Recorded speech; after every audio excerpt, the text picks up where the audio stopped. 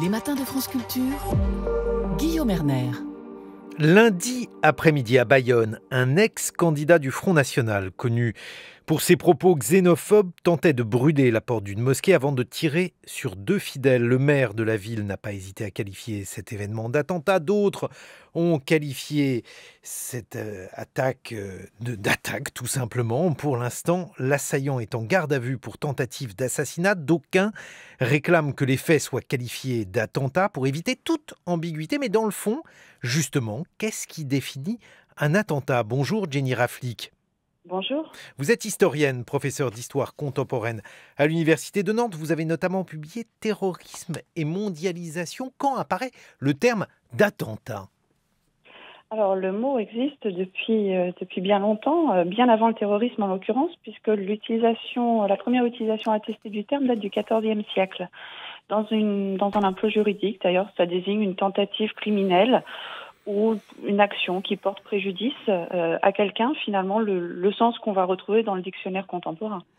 Et alors, quand est-ce qu'il se répand, quand est-ce qu'il va prendre le sens qu'il a aujourd'hui, ce terme, Jenny Raflick?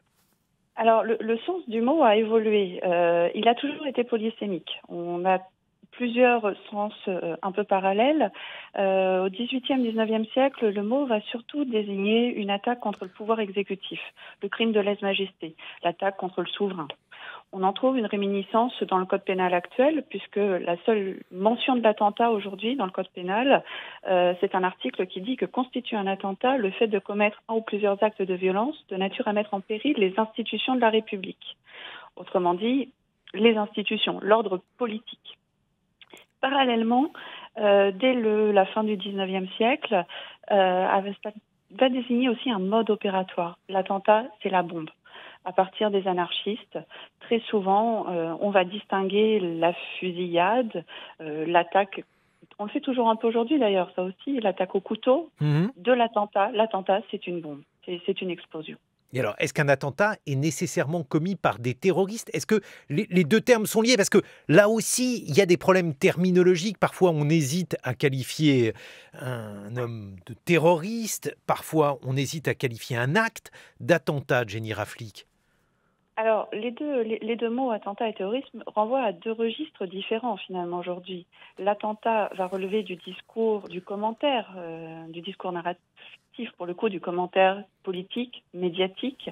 C'est quelque chose qui, je crois que c'est l'utilisation du mot attentat suscite de tels débats aujourd'hui, et la raison pour laquelle on en parle, c'est parce que dans les représentations collectives, justement, attentat est devenu synonyme de terrorisme. Et qu'utiliser le mot attentat dans le discours politique, dans le discours médiatique, dans le discours social, c'est donner un sens collectif, national à l'événement.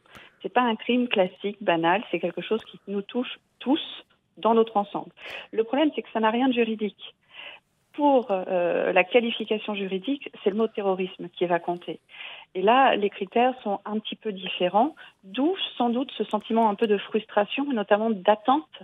Un événement que la société perçoit comme un attentat terroriste, la justice va peut-être mettre quelques jours, quelques temps, va même peut-être changer d'avis à plusieurs reprises. Ça a été le cas dans l'affaire de Tarmac. Ça a été qualifié de terroriste. Et puis finalement, non. Au gré de l'enquête, des éléments de l'enquête, et la justice prend un peu plus de temps, justement, à utiliser ce mot de terrorisme. Mais alors, est-ce que ça vous paraît justement abusif? Parce que on s'est posé la question donc dans le cas de l'attaque de la mosquée de Bayonne. On s'est posé la question là aussi pour ce qui s'est déroulé à la préfecture de police il y a quelques jours. Je ne veux pas vous utiliser comme juge de paix, mais qu'est-ce que vous en pensez en tant qu'historienne du terrorisme, Jenny Raflick? Alors, il y a d'un côté l'indépendance de la justice qui constitue son enquête et qui va décider de la qualification. Et puis, de l'autre, il y a la pression de l'opinion publique, les attentes du politique. Le juge vit en son siècle. Alors, je ne commente pas les affaires récentes. C'est sur la longue durée qu'on observe cette pression politique, cette pression sociale sur la justice qui peut effectivement amener peut-être à ouvrir une enquête plus ou moins facilement en fonction des contextes et à utiliser le mot terrorisme plus ou moins facilement dans ces procédures, ce qui ne préjuge pas d'ailleurs voilà, du verdict, entre guillemets, ou du rendu définitif. Encore une fois, Mhm. l'affaire de Tarmac symbolise bien ces évolutions. On a l'impression, Jenny Raflick, que lorsqu'une personne n'a pas toute sa tête, j'utilise un terme volontairement peu clair, lorsqu'une personne n'a pas toute sa tête, on hésite à qualifier son acte d'acte terroriste ou d'attentat. Qu'en pensez-vous?